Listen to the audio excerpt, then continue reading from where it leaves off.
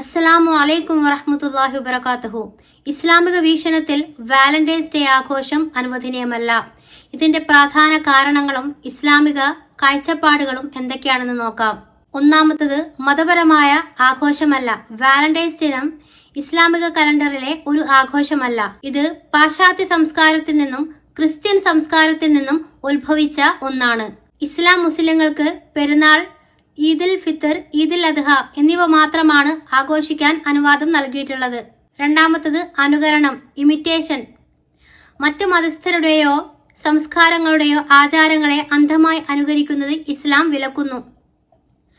ആരെങ്കിലും ഒരു ജനതയെ അനുകരിച്ചാൽ അവൻ അവരിൽപ്പെട്ടവനാണെന്ന് പ്രവാചകനായ മുഹമ്മദ് മുസ്തഫ സല്ലല്ലാഹു അലൈഹി വസല്ലമ തങ്ങൾ നമ്മളെ പഠിപ്പിച്ചിട്ടുണ്ട്.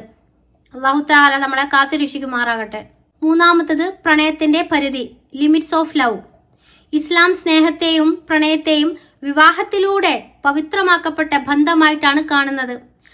അവിവാഹിതരായവർ തമ്മിലുള്ള പ്രണയ പ്രകടനങ്ങളും വാലന്റൈൻസ് ഡേ പോലുള്ള ആഘോഷങ്ങളും ഇസ്ലാമിക തത്വങ്ങൾക്ക് വിരുദ്ധമാണ്. വിവാഹിതർക്ക് വർഷത്തിൽ എല്ലാ ദിവസവും സ്നേഹം പ്രകടിപ്പിക്കാം.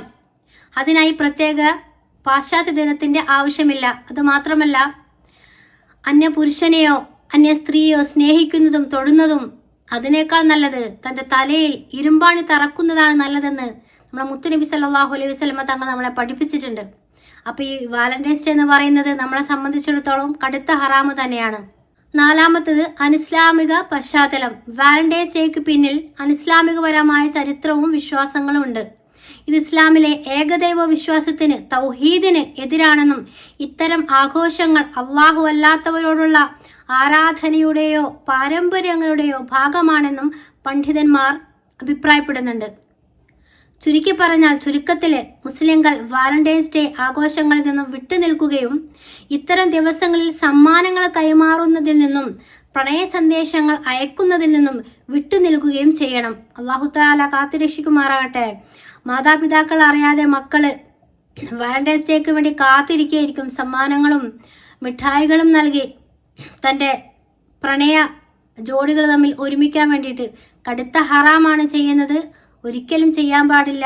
വളരെയധികം ശ്രദ്ധിക്കുക. ഇൻഷാ അല്ലാഹ് അല്ലാഹു തആല നമ്മളെ ഇതുപോലുള്ള ഹറാമുകളിൽ നിന്നും കാത്തുരക്ഷിക്കുമാറാകട്ടെ. നമുക്ക് അല്ലാഹു തആല ഹലാലാക്കിയ ഒരുപാട് ആഘോഷങ്ങളുണ്ട്. ഈദുൽ ഫിത്തർ, വലിയ പെരുന്നാളും ചെറു പെരുന്നാളും ഒക്കെ അല്ലേ. ഇസ്ലാമിക കലണ്ടറിൽ നമുക്ക് ഹലാലായ ആഘോഷങ്ങളുണ്ട്. അവയെല്ലാം മതി നമുക്ക് ആഘോഷിക്കാൻ. അല്ലാഹു തആല ഹലാലായ ജീവിതം നമുക്ക് എല്ലാവർക്കും നൽകി അനുഗ്രഹിക്കുമാറാകട്ടെ. എല്ലാവിധ ഹറാമുകളിൽ നിന്നും നമ്മുടെ മക്കൾ അല്ലാഹു തആല കാത്തുരക്ഷിക്കുമാറാകട്ടെ. ആമീൻ എന്ന് കമന്റ് ചെയ്യാൻ മറക്കരുത്.